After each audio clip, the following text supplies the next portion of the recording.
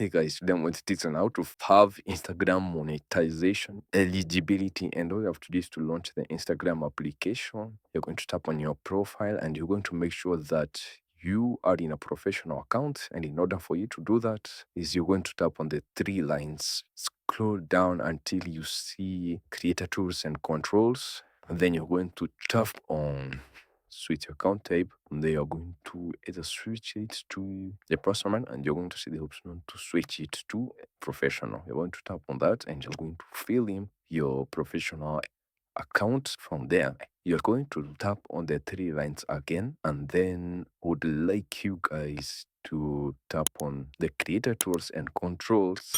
And from there, you're going to tap on monetization status. And from there, you can decide to see the current policy violations, like partner monetization policies, content monetization policies, and community guidelines. And once you've understood the monetization status and which are the current policy violations, you're going to go back and you can decide to tap on the branded content, and they are going to set up branded content in which it will help you in using the paid partnership labels. And that's it for this video. Thank you guys for watching it. Please do like, share, and subscribe, and I'll see you guys on the next video.